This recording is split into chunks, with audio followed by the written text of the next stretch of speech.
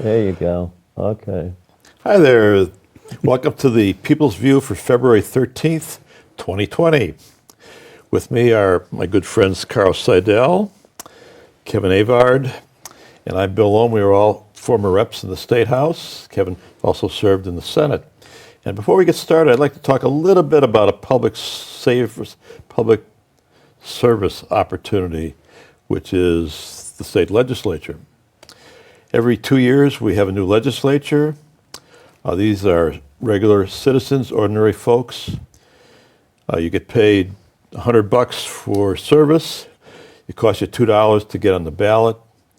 And right now, between now and June, is the time to think about whether you'd like to learn more about becoming a state representative.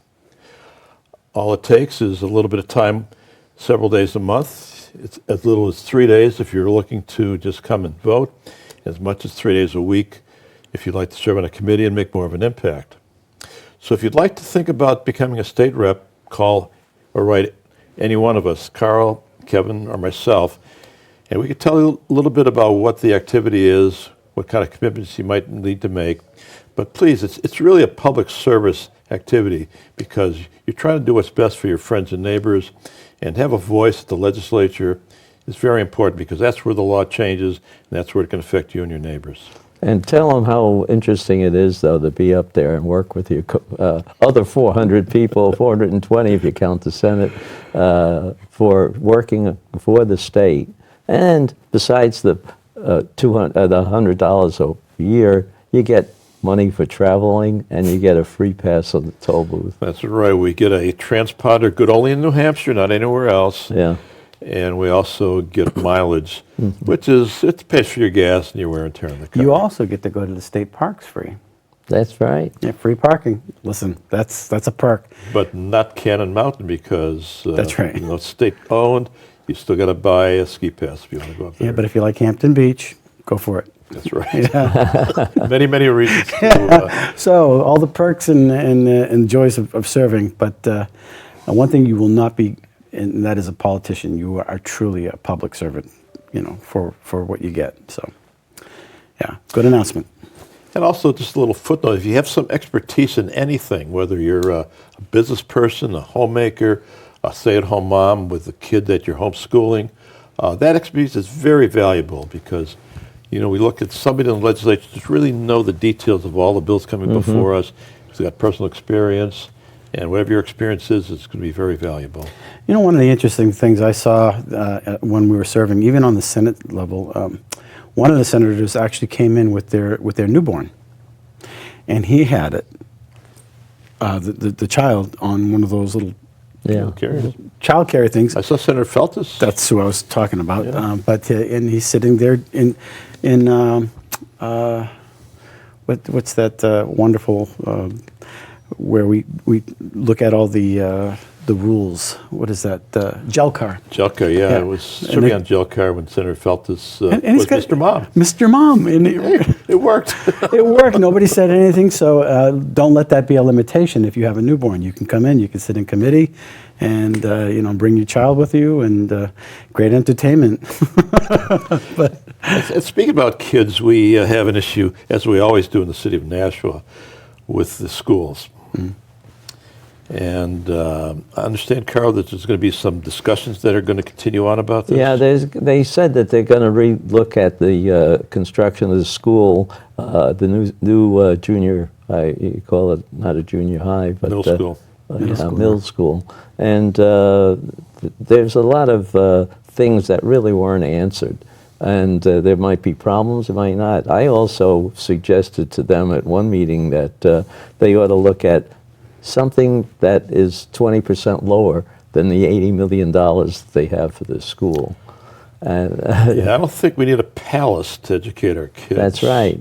And I've seen that happen because when I moved up here to New England 20 years ago, no, it's longer than that, 40 years ago, the town was going to build a beautiful new high school for a lot of money.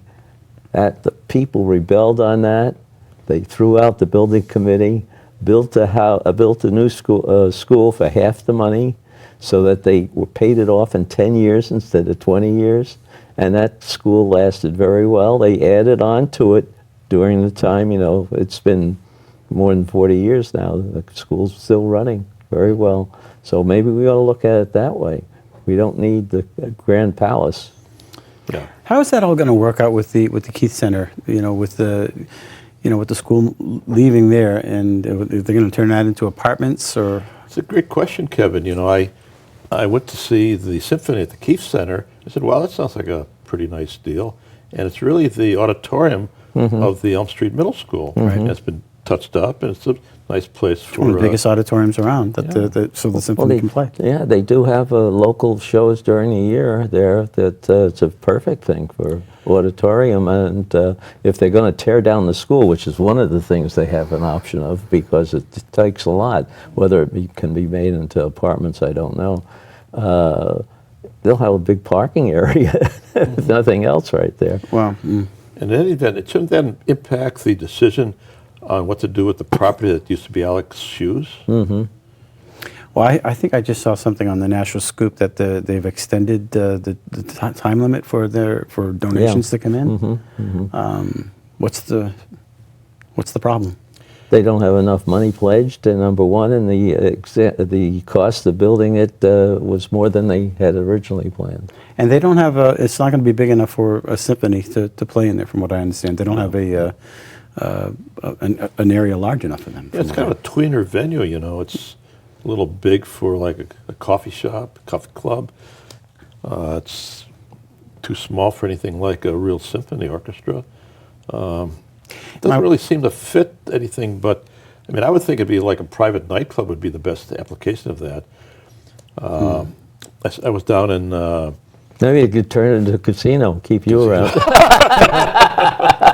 Well, it turns out we already have that. Boston Billiards, if you've taken a look. I know, but he wants it right in the center of town, right? Well, there's There a you casino go. already in town, so that's right, isn't there? There's two of them. Right on High Street. Yeah, the river, that's there Yeah. as well. So Yeah. I think we've got that covered. I can understand the whole desire for this thing. We went to the Palace Theater just the other day, Tracy and I, and we watched the Piano Man, and it was okay, it was good, but it was packed, But it's not going to be designed like that. And I could see the draw. Everybody's there, the supporters, they support that, with a lot of local contributors. They end up showing up to watch these shows, and you can showcase a lot of local talent, on that, that's wonderful. And I can see that draw, but I don't see this working that way. I don't see. Well, the person who's organizing that used to be a legislator on Public Works, actually. Who was that? He would Not ask me Ken that. Gage. No. I can't remember his name right now. But he has also built up a smaller one. He took an old building, an old theater in Manchester, redid it, all with the financing of the Palace Theater. Oh, Really? yes. And it's opened now, so that this is more focused on the kids doing their thing. Right. Because it's a smaller venue. But why don't we look into the public ability to do that? That's the first announcement that comes on when you go to the Palace Theater. Gentleman comes out with his white coat. Right. We want to thank all our contributors. That's the guy. Yeah. Well, that's the first thing he says. Yeah. And we want to thank all our contributors, and they're all there, and they're going to enjoy the show. And well, if you're going to make it private donations, get the people involved. Don't look for these big ticket. People come in. Like. A Rothschild or somebody with a lot of money to come in and say, hey, look here, we like what you're doing. Get the public involved. I don't see that happening. I think a lot of people are looking at it with there's a big dollar amount that's going to come out of their local taxes. Why should we support it? Yeah. Well, this hearing's coming up, and I think the suggestion that we all make is to watch the newspaper for the public hearings on this. And if you have a concern about it, present it. Yeah. Yeah, Speak up. they wanted to just forego that and just start going on it and hope that they get money to come in and pay for some of that. Yeah, that's stuff. kind of the danger of not having the public participate, Right. because if we're kind of laid back and not involved, then the people who may be elected with special interest money might be pursuing that interest and not the interest of the folks. Right. So what else is going on? Well, I was thinking about some of the stuff coming up in the legislature. we have House bills and Senate bills, and there's a very important Senate bill that a good friend of ours, Senator Birdsell, had sponsored, Kevin. Yeah, it's I believe it's SB Senate Bill 741. If I can use the cell phone just to read from it, she put out a press release, and I like to share these on Facebook and through the National Scoop and through a number of them. But basically, this is what she said: Birdsell introduces a Born Alive legislation. Today, the New Hampshire Senate Health and Human Service Committee held a public hearing on SB 741 FN. FN means financial note, something to that effect. Establishing a Born Alive Protection Act. The prime sponsor, Senator Birdsell of Hampstead, issued the following statement, quote, "This bill is not about abortion, but about guaranteeing medical care for the baby, no matter the circumstances of the birth. This legislation creates an enforcement mechanism to ensure babies who survive abortions receive the same level of care of any other child, and it would be inhumane to do otherwise." So apparently they had the hearing, and I guess down party lines, it got crushed. So if a child survives an abortion, the doctor can walk away and let it perish. And I think it might be in the Senate today being Thursday. I'm not sure. But that being said, if that's the case, what does that say about our society? Where are we going with this? I posted it on one of those pages, and one of the first responses, well, why do we need a bill like this? Well, obviously, because there's a callousness that is pervasive in our communities. I was going to ask them, what would happen if somebody else was trying to commit suicide and didn't succeed, and you brought him to the hospital? You're going to stick him in a corner and let him bleed to death or something like that? I mean, that doesn't make any sense. They wouldn't do that for somebody who happened to be older. Or maybe a teenager. Or a teenager or something like that. To a baby. Yeah. You just... It's unconscionable. Well, and that's what we're saying. And somebody's saying, why do we need a bill like this? Well, obviously, one of the people that voted against it was a doctor in the Senate. So where are we going? Who's setting these moral standards or not? And are these people that are setting these moral standards for our communities, do you want these people laying the foundation? It's saying something about our nation, the upper echelon, if you will, the elites, the people that think to know better. Well, the ruling class. The ruling class drives that. So a child that survives allows the doctor to walk away. I mean, when have we ever seen this in history? When such callousness. Well, you see that in China. And we don't want to go there when they had that one-child policy. Just horrible. Yeah. Well, I think I applaud Senator Birdsell for bringing up the legislation. It looks like it possibly will not stand this particular election, but if I get elected, I'll reintroduce it, and we'll try to get it passed along with you gentlemen if you decide to run again. But these are things that we've got to address again and have a little bit more conversation about. I wonder if the public even knows about it. With these press releases, we don't see them. We certainly need more people with that point of view. So anybody in our audience that's looking to be a little bit seeing how meaningful you can be by being a voter who would vote for something like this legislation that was proposed. I think the flip side of what you're saying, Carl, is the outside money driving this agenda. These are New Hampshire people that are saying these kind of moral issues. This is outside money, probably from the West Coast, coming in for the pro-abortion community that is trying to make that issue, kind of downplay it, soften it up, and not have it exposed for what it really is, which is what you described, Kevin. It's not about a woman's health at that point, right? It's about a child who survived an abortion. And yet, it's really not an anti-abortion bill. It's about the survival of a child that went through trauma and survived. And it's saying, look, if you're in this situation, you deserve care. You have an unalienable right to life at that point. And for the cold callousness to discard this child, it screams what's going on. Let's stop. Let's take a look. Get away from the TV. Get away from the things that are distracting you from what's going on in your community. There's a problem, and there's a heart problem. I'm not saying everybody has to agree with me on this, on a whole host of issues, but look what's going on. If they can do this to a child, where do you go from there? What other lives are expendable? My goodness, imagine that happening to a puppy.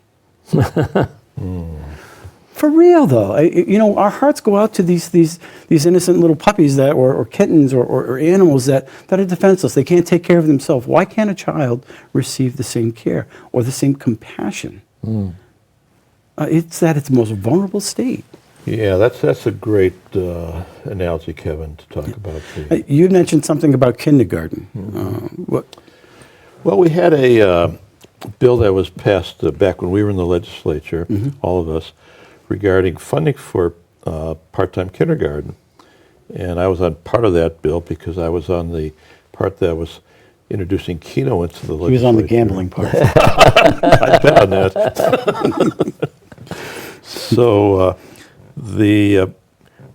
we thought it'd be useful to try to raise some money for cities and towns on a voluntary basis and not tax people. Right. And the thought was, if you had a bar and a restaurant, and particularly you had to have a liquor license, because this had to be restricted to over 21 people, not just convenience stores in Massachusetts. Right. But if you had a place of public food and beverage, and you were responsible because you have a liquor license, then you could apply for a license to offer Keno. And first of all, the local city had to agree that they wanted Keno in the town, otherwise it wasn't going to happen. Local option, if you don't want it, it's not going to happen. So many cities agreed to have it. And then the idea is that if you've got some friends over, maybe you want to linger a little bit, take a shot on the $2 Keno ticket to see who's going to pick up the check. maybe the. It's fun. Right. Yeah. And so I thought from a business standpoint, it was positive for the restaurants to have people maybe linger a little longer, have another beer, and help the business itself. But the other part of the bill was, what do you do with the proceeds from that? So under the state law, all the money from gambling has to go into education. Bang, bang. Right. So that brings up the half-day kindergarten, which was pretty popular. So how do we support half-day kindergarten if we don't want to raise taxes? Well, the thought was, why don't we just think about the Keno bill, think about the half-day kindergarten. The numbers seem to pretty much wash out. Income from one pays for the other one. So it was a good compromise that was designed. Right. And we did half-day kindergarten. We allowed local option Keno. And I thought, worked pretty well. However, it's never enough for some people who want to have more money for state-funded education. And so the bill that's come up is to go from half-day kindergarten to full-day kindergarten, paid for by the state. And that's the problem, because not every town, not every municipality wants full-day kindergarten. And the beauty of the bill that was brought before it was the fact that it allowed for choice. It allowed everybody to have a choice for Keno and for kindergarten, instead of forcing it down everybody's neck. So it's on the ballot. If you want Keno in your town, you just check it off on the ballot. If you want kindergarten, there you go. It's just this top-down, again, the forcing down on the taxpayers, something that another mandatory bill, making it a mandate across the state for the children, of course, but no, not really. It's just more control over the education system. Yeah. Choice is the key, and that's what we should be promoting, is choice in education, and choice for local ordinance or local governments to say whether you want it or not. We are a representative government, right? Instead of the That's state. what New Hampshire is. That's what there's a choice. People want to participate, decide for themselves, not have somebody make all the decisions Right. for them. There's also another agenda going on here through this funding of state education. The scuttlebutt when I was in the State House with you guys was that there's going to be a point where the opposition party is going to challenge the Claremont decisions as not being sufficient. And what's that all about? Well, Claremont decisions were a lawsuit that said under the state constitution, since we cherish education, we have to have state funding for the education. And that was a lot of funding, which typically was funded locally. So after a series of settlements and court rulings, the state said, okay, we will guarantee some $3,600 per student to go to the cities and towns for education. And that would come out of the car registration fees. It's called a state tax on the car registration, even though you write the check in theory to the state, it really is written to the city, and the city's supposed to send it to the state, but they just keep it. And then there was some issues where some cities actually had to pay money to other cities, big brouhahas. So in the last Called donor towns. Yeah, donor towns. That was because nobody wanted to take any of that tax registration money and give it back to some other town. So then we had a little workaround where we would guarantee so much so you don't have to give any money back, which was indeed more state funding from the, I think, the well-balanced budgets that we had proposed, covering some money for the education. But the issue was the Democrats really want to have an income tax. And their vehicle for trying to get an income tax is another court decision that the amount of money from Claremont is not adequate. And therefore, the state has to come back with another major source of money from the state to pay cities and towns for additional money on education. And if you break the backs of the local taxpayers, on the property taxpayers, they'll say, "Uncle, enough is enough," and which is no guarantee that that'll go down anyway. It's never enough. It's never enough. So the agenda that I see is coming is to force an income tax on the state of New Hampshire to cover more money for education, rather than getting more school choice for education, rather than having more competition for education. Right. It's just for the education monopoly run by the teachers' unions. And they consistently fight against school choice. There's $45 million of federal money that's not going to cost us Yeah. any extra that can go to these charter schools, which are outperforming in some cases, hands down, some of these, as the president would call them now, government schools. At less cost than it does. At a fraction of the cost. And why not promote that? Because it puts, more choice. You know, the left loves that word choice. Well, let's use it, because there's choice in education. And I think probably for the last 3 or 4 times that we've come on the show, we've talked about it, but it's really a battleground. It is a serious battleground. If your child performs better in a charter school designed to fit that child's need, what is the problem? Are the children just being used to fund a bureaucracy? Or are the taxpayers supposed to take care of that child so it can be better in our community, so it can grow and prosper with the education that's given to them?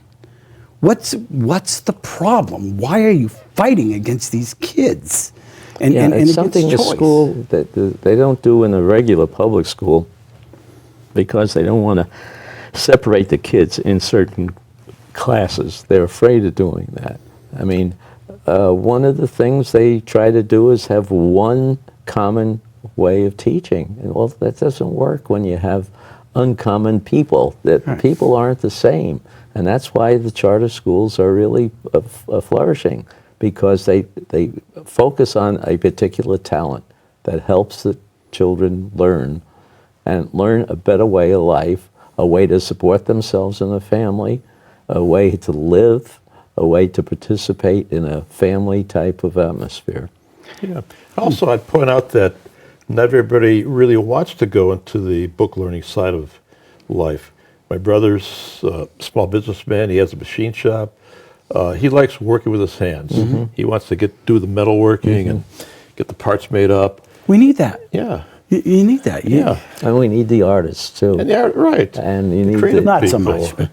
No, I'm kidding. If we had a performing arts center, we No, but I mean, you have a focus on different things. It's Yeah. amazing if you look into the type of variety that we have for these different schools. Yeah. And the religious schools have their way of teaching too, and they're all good. I mean, it's if you can focus and you can turn out good kids who come out and are contributors to the to the Society. society. Yeah. You get the micro society here, Right. you get the science and tech. And they say generally when there's a charter school startup, it usually takes about 3 years for that to produce and to show. And they're outperforming. They really are. So, And they pay taxes. and they do. They pay tax. Yes. And they don't have the same state contribution. It's a state contribution. It's not the local contribution, even though they're part of the local school district. And by the way, they are public schools as well. Yeah, yeah. They're public schools. They're public schools. And if I could just make one more point, they're public schools. Because for some reason that message isn't getting out. It's Yeah. it's done at a fraction. It's cutting into the lifeline of the bureaucracy. They want more and more and more. And so anyway, getting back to the kindergarten thing, I think that if you allow these people to dominate your life and say, look, this is the way it's got to be, you're going to pay more taxes. You know, we put it so that it's a choice. It's a choice. It's a local choice. Keep it local. Keep it free. Keep New Hampshire free. And I think we did a good job. That was a compromise bill, even in the Senate. I remember it was a struggle because we didn't want another unfunded mandate coming down to the local municipalities. It's one of the first things you hear whether you're a state rep or a senator. Well, you know, the cost of education is because of all these unfunded mandates. Well, why are you putting out another one? Why are you putting it? You want to break the backs of the taxpayers, and that's got to stop. I really think there's a sentiment out there that people have had enough. So, yeah. one of the things, just on that topic, you know, so cherish means to fund, according to the Supreme Court. Well, it's a little more subtle than that, Kevin. Bill O'Brien former speaker, was pretty astute on these kind of language subtleties. And what the Supreme Court put us under, the Claremont decision, was called strict scrutiny. Strict scrutiny, yeah. which is the most severe restriction that you can have. It requires the courts to determine that not only do you have a solution, but you have to have the best solution to the problem. In this case, the best solution was the most money. I'm curious, because in the Constitution it also talks about piety. What does the Supreme Court say about that? Because the children are supposed to observe piety, and that's in your Constitution. I believe it's the same Constitution that says cherish. What does that mean, according to what our founders wanted? Well, when I was a kid growing up in public schools, we said the Pledge of Allegiance under God. Patriotism. Yeah. Some of my classmates went to the local parochial school for catechism, one day a week. They let them out of the local public school, went to the Catholic school for a little bit of training. And that's what we supported. So the whole thing about piety, I think, comes back to the faith issue, whatever your faith happens to be, and your moral compass. And are we really holding true to that faith and moral compass, or have we kind of drifted away? Well, looking at some of this legislation that we've just looked at. It certainly seems to be a drift away. Yeah. But we do seem to have a lot of morality when it comes to people who are crossing our borders. Yeah. I was looking at one of the bills coming up for vote today, House Bill 1700, which deals with illegal aliens. So people who've come across the border illegally and are trained to say asylum now have a different process to go through instead of just being, Asylum from what? Poverty? well, they're Conditions that are put them in personal jeopardy. Yeah, right. They're all trained, they're all coached by the people who want to bring in open borders on what to say so that the border agents have to give them a thoughtful hearing to see, well, are you being persecuted? Well, I don't like where I'm living. Well, that's fine. But are you being persecuted? And who's persecuting you? And how is that affecting your personal safety? These kind of questions. And those are tough things to research, so it takes a while. And so this delay in processing the asylum claim results in a loophole that people are just released into the country with the deadline then in, say, 2 years, come back and we will have your hearing set up for you to present your case and assume you're going to come back. And I think we kind of know that very few people actually will come back to their asylum hearing, and they're off in the wind. So now we have people who've come to the country illegally, are in the wind, and there's a bill here that says, well, if you've filed an application for asylum, why don't you go ahead and get a New Hampshire driver's license? And that should burn in the hearts of the New Hampshire citizens. It should get you on fire to get involved, because what's the result of that? Well, number one, they can vote. Chances are they can vote. Sure. Who's going to? You got a driver's license? They can get. You're paying local taxes. They can tap into that through receiving benefits. And what's to stop them from? What's to stop this? There's a floodgate on its way. In the meantime, here. the people that depend on these programs that are truly indigent, go on Meals on Wheels. You'll see there are people that are truly indigent. They cannot get out. They're stuck. They're either sick or whatever. This taps into that money that goes to these people that are local, and it's stealing. But then the left comes out and says, well, this is a moral priority. And if you disagree with that, you're immoral. Based on what? Based on whose set of morals? You're selling something, and I'm not buying it.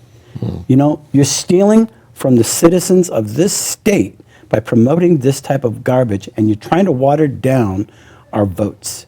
And we're on to you, but for some reason the media is not getting this out. I think that's why there was a huge turnout in this last election, by the way. Oh, yeah. Unprecedented amount. Well, I think they're finding out, too, that there's no vetting of the people that do this. I mean, they get this temporary, supposedly temporary, but it winds up being almost permanent, admittance to our country.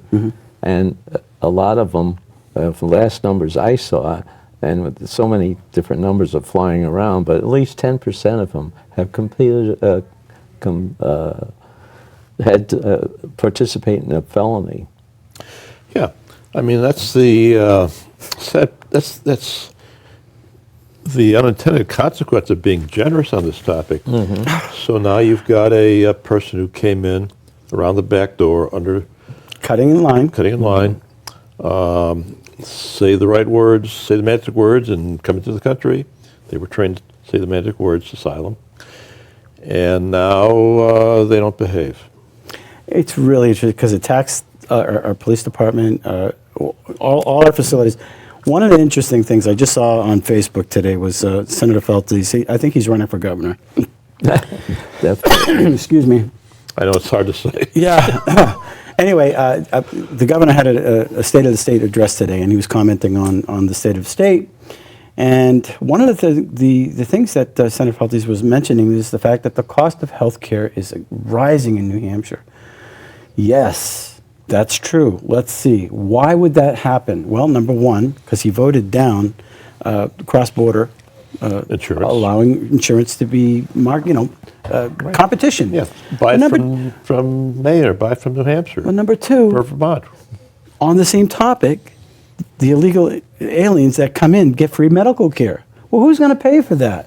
Well, And they're going to. you see what's happening in the city.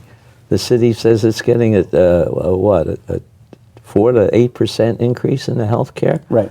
And their contracts are not supporting it now. They got to redo the contract, or they want to cut someplace. Where are they going to cut? That was just recent. That's Yeah, right. that's right. And I don't know what they're going to do with the budget, because the schools already had a 3.5% increase request. And that's another reason why we're looking at the school again and what we're doing with some of the programs that they have. So the public needs to be aware that this influx of illegal aliens coming in it has an effect. It has a financial effect. It has a safety effect. They have to be educated. Who's going to pay for that? So it's not that we don't want people to come to our country. Get in line like everybody else and do the right thing. You're cutting in front of people that are doing it the proper way. We celebrate that. We welcome people to come to our country. But obey the law. That's what our country is about. If you're going to come to our country to be lawless, we don't want you here. We have enough problems. Yeah, and there's, of course, in some of the bordering states like Massachusetts, even if you are caught as an illegal, Catch and release. catch and release. Yeah, and right now, we mentioned a little bit off air, we were talking about the Attorney General going after New Jersey and Washington State for harboring and allowing this sanctuary cities. Is Manchester a sanctuary city? So are we next? Oh yeah, there's cities that are trying to do that right here in New Hampshire. Yeah, so you're going to violate federal law as a sanctuary city by refusing to cooperate with ICE. federal law enforcement. Right. Now, we had a speaker at one of our GOP meetings, and he was a former ICE agent. And he was talking about one of the things that ICE does that they don't get enough credit for is this child sex trafficking. Okay, so it's nationwide. It's not like it's not a problem. It's a huge problem. And some of these individuals are engaged in this. They cross the border. They capture the kids. They bring them back. But if they're felons, and they're caught by ICE agents or they're caught by the locals, they have to let them go. And they're told not to tell ICE. What's going on? You couldn't sell this 20 years ago. You couldn't sell this 30 years ago. And, the senior age population, let me just, I know I got a couple of seniors here in the room. Listen. You're a nice guy. Come on, speak up, get involved. Besides being young and experienced. Yeah. That's a Reagan Mondale quote. That was pretty good. Get involved. Come on. Look, you've seen our country at its greatest, and of course we've had our flaws. We've had a lot of issues, but get involved. Is this what you want? They're going to be we need you to get involved. Run for office. Let me just say, if you're not at the table, Yeah. Don't complain. you're on the table. You're going to be carved up. Be at the table. Be at the table and speak up. Here's your chance to get and participate in changing any kind of laws that we have, or knocking down laws that you don't want. And this is, this is what affects your day-to-day income, how you spend it, how you live it. And please, if you want to find out more, come along with us. Yeah, there's still some time here, right? So So the filing period is June for state rep, And is it true that all you need to file for state rep is $2 Right? I know. and nothing else? Possibly. In fact, you know, you don't even have to have $2 if you come in with 10 signatures. signatures. You know? You're really cheap. Thrifty, I should Well, say. we want cheap people up there. I'd, We want some I would frugal love to have somebody come in with 10 signatures because I am so thrifty. Yeah. I'm just going to do the work and here's my, You're not Scottish, are Not you? that hard. no, I'm not. It's not that hard to get them because sometimes, well, if you're a senator, you got to get more, don't you? 25. I or think so, something. yeah. Yeah. But anyway, it's interesting to see there are a couple people that are doing that, especially if you go to the federal level for the Senate and House of Representatives. I was blown away by how many people were on the Republican Oh, ticket how running about for, that? for- Yeah. for the president. Well, $1,000 and you can get your name That's on the right. ballot, you know. Yeah. And one guy's first name was President. Yeah, right. he hasn't changed legally. That's funny. All right, I wonder how many votes he Yeah, got. well, I would change my Not name many. to anyone. Anyone. That'd be funny. Yeah. I'm gonna vote for but anyone. him. Anybody but him. And I heard another story. I believe it's true that somebody said they changed their name to none of the above. You can go to Why probate, not? pick a name you like. That It's not is offensive. funny. Yeah. Just to get a kick, you Well, know. you Right. could look into the, if people don't believe us, they could look at the Telegraph, yesterday's Telegraph, and they have everybody listed, whether they got 1 vote, 0 votes, or whatever, name and everything. 30-some of them for Democrats and 17 for the Republicans. Yeah, and what was surprising to me is a lot of Republicans didn't realize they had to vote. Well, that's That blows my shameful. Well, they had the right to vote. They had Yeah. the right, but they didn't know that they had to, or that it was that there were 16 other people, Yeah. you know, other than Mr. Trump. So fortunately, he did all right, you know, despite that. But there's some people even locally that I'm thinking, how did you not know you have to vote? I thought it was interesting, too, if you looked at the vote breakdown by ward, how different some wards are. And the mix was a lot different from one side of the town to the other. But and that's with the Democrats because they had so many good people who got at least 100 votes. Yeah, I was at an interesting event on Tuesday. Or was it Monday? It was Monday before the election. There was an event up in Manchester that drew tens of thousands of people. Right. Oh, were you there? Yeah. I was there. Yeah. They were outside. Did you get inside? I got inside. I you got had there it- early. I had a VIP pass, which just let me get into a second gate.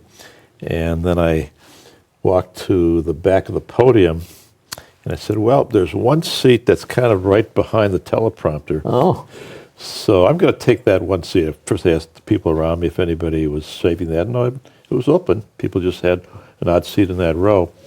So I was looking at the TV coverage the next day, and there was this guy in a red shirt with no head. No head. No head, that was me. The teleprompter cut your head off. Well, no, it was the moment of glory. the picture.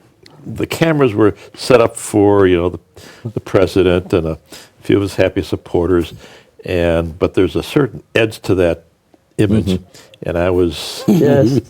one He's the row red back too shirt. far. I I was the red shirt. saw supporter. Representative Nodder and Representative Rice was there. Yeah, I saw them both. They were to the left of me. Yeah, yeah. They got a couple of times we saw them. We saw Al Pacino there, and just all my friends were there. Al Baldessaro. Al is always there. He's He was always in like the VIP. Oh, there's a second VIP Yeah. section. A little bit about these events. So everybody wants to kind of be behind the president so they can, run for the camera, Yeah. like me. Hey, you're on TV now. Yeah.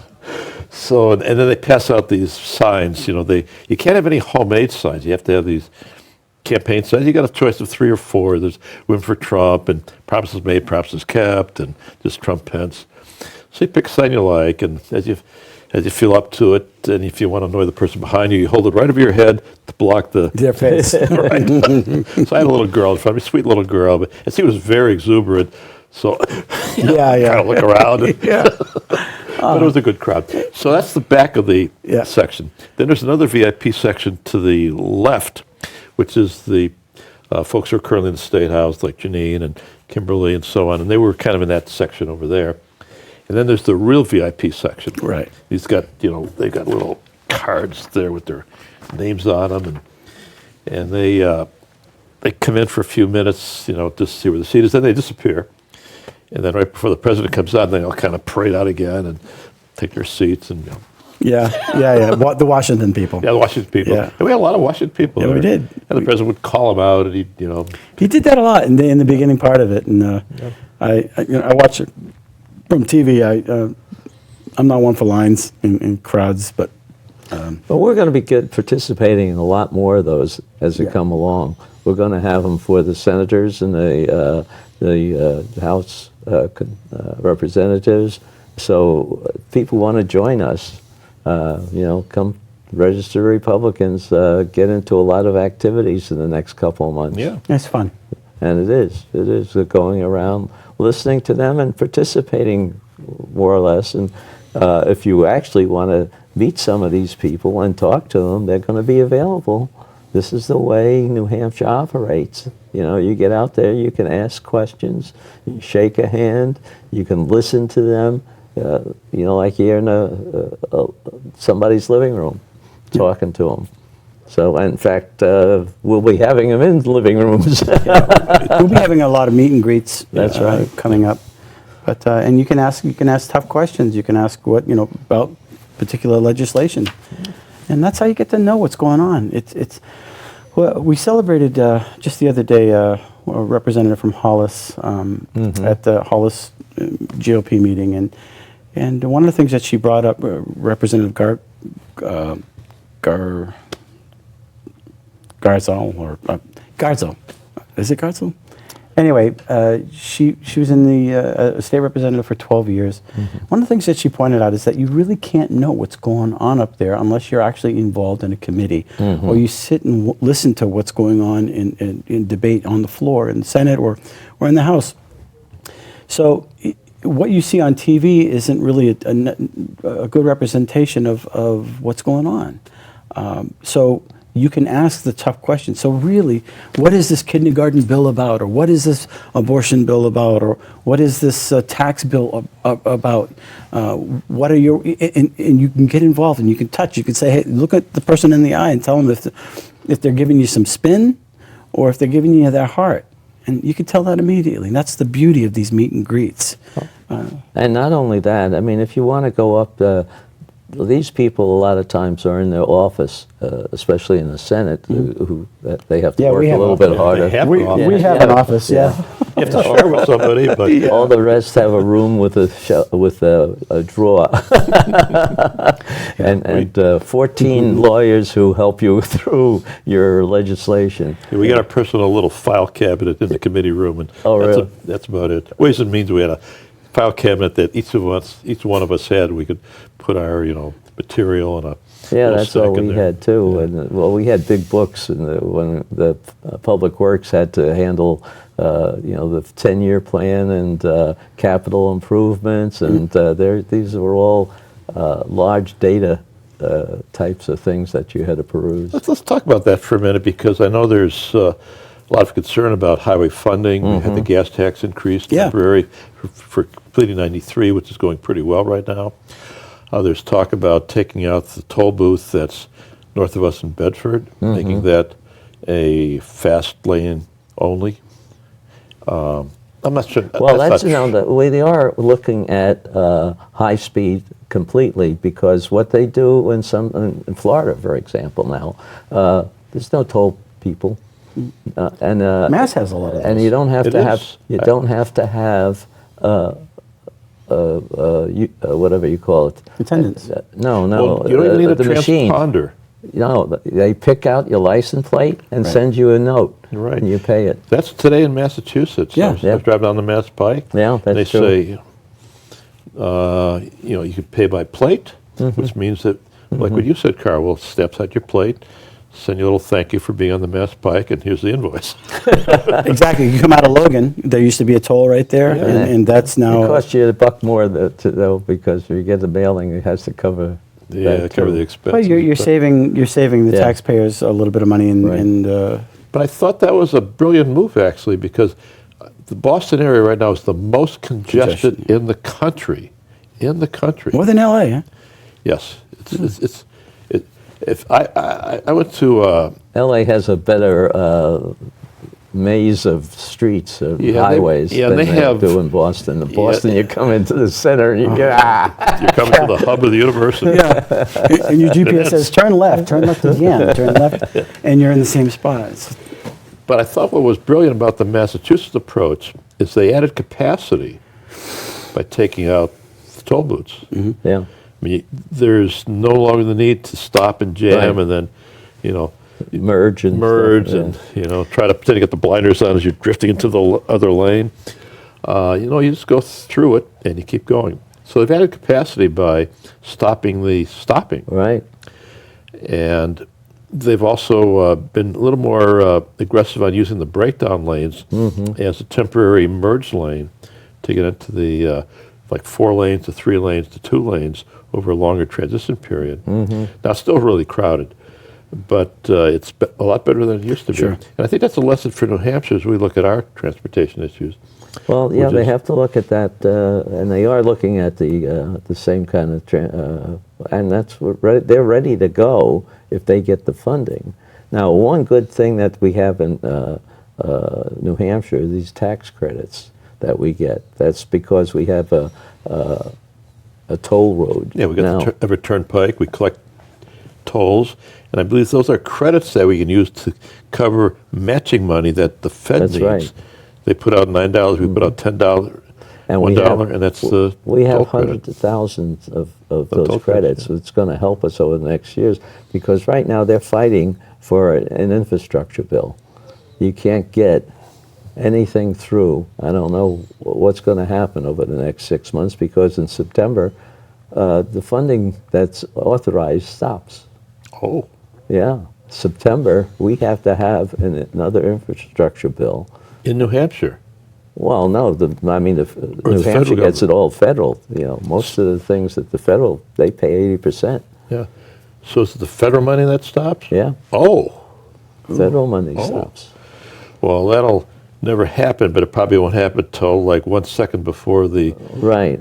Well, they're Deadline. fighting now. You see some of the things that have been proposed, but I don't know. They're not getting any kind of concessions from each other. You know, the two groups are really fighting to. Well, I think if the highways don't get funded, they're all going to get thrown out of office, both parties. Oh, yeah. So I think there's incentive to, you know, swallow their pride and, you know, do a little bit of backdoor dealing. So I say, Well, they're log doing rolling, things- I get this, you get that, and we all get some money for our states. And they're fighting too with what kind of support they do for the buses. You know, all those buses are funded mostly by federal money. Well, I took the bus to Logan, Yeah, that's good. Boston Express, Yeah. and it said that the bus is owned by the state of New Hampshire. Yeah. And they're leased out. So the state owns the bus, they lease it to the transportation operator. Right.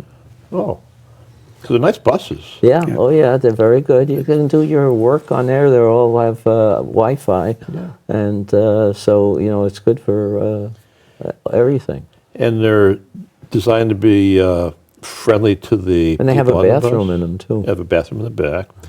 And they say no cell phones. Right. Now the driver comes out and says, look, if there's an emergency, keep it quiet, keep Yeah. it short, but you know, otherwise please don't use a cell phone. So you can actually do some work Yeah. or take a nap like I do if it's if it's a trip to the airport, I got a long flight coming up, oh my God. No, I've done it several times, especially when you have a lot of luggage. You know, that's the best way to Yeah, go. there's no charge for luggage. And, Yeah. you know, there's one of the great benefits of the bus is no charge for parking. Go up to exit 8, Right. a lot of spots. Right to one stop at Tingsboro and then on to South Station. And in they Munger. expand the time now. I think they start like 5 a.m. and they go to 10:30 at the airport. I was checking the schedule on that. They've got every 20 minutes during the Right. morning commute, bus. And they're still going to New York too, right? Not out of here, but down out of downtown, out of You know, Boston. take it I on, guess. so the bus will take us to South Station, and that's the big bus terminal. Okay. And I think there's some buses stop in Manchester and Concord, but not in Nashua, that are going to either New York or to some other area. Right, there's Concord Coach who does the longer trips. Right. Like they go up to Dartmouth and up to Portland, Maine, into Boston with a stop in typically Manchester. And then the buses we were talking about are the Boston Express, which starts, I don't know if the bus goes to Concord, does it? What's a typical fare for that? Well, it's like $15 to the airport. Well, it depends if you are a senior. It's $9 Oh, yeah. for the seniors. I'm 57. Am I a senior yet? Not quite. You Hopefully you'll make still it. have the youth and inexperience. Yeah. I got an AA. Well, I got offered AARP. There you go. Oh, no, don't go Gee, here. that's- they're really getting it. Yeah, you have to be 50 you wanna go usually. AMAC. Yeah, they Well, says they- 57, so They try to get you early. I'm just a kid. So, I made a trip there. I went out to the Super Bowl in an undisclosed location in Nevada. I'm not going to say where. Someplace close to gambling. So I parked for free, $18 round trip ticket. Yeah. I got it in Tingsboro Yeah. and back, and it's a wonderful experience. Yeah. Getting the transportation. I don't want to knock our own Manchester Airport, which is really nice. So, and with American Airlines now taking over the USA, you've got a lot of flights come out of Manchester. Yeah, yeah. And that's a very incredible. But they still lower down. Boston actually cut their fares. It's like somebody said, maybe an average of $100 difference between the two. If they start evening it out, I think they will be, and they're going to be Yeah. pushing that. Yeah, Manchester's really a wonderful airport. Yeah, it is. It's very. It's 20 minutes away. Yeah. Yeah. And rail is looking to be helped out federal funds. Well, we can rail over that some other time. That's right. But I think I'd like to thank my friends Carl Seidel, Kevin Avard. I'm Bill Ohm, and I'd like to thank all you folks for listening, and hope you think about what we talked about at the beginning, which is to think about doing a little bit of public service for $100 a year and stepping up to get your voice on the table. Yep. And for the People's View, I'm Bill Ohm. See you next time. Thank you all.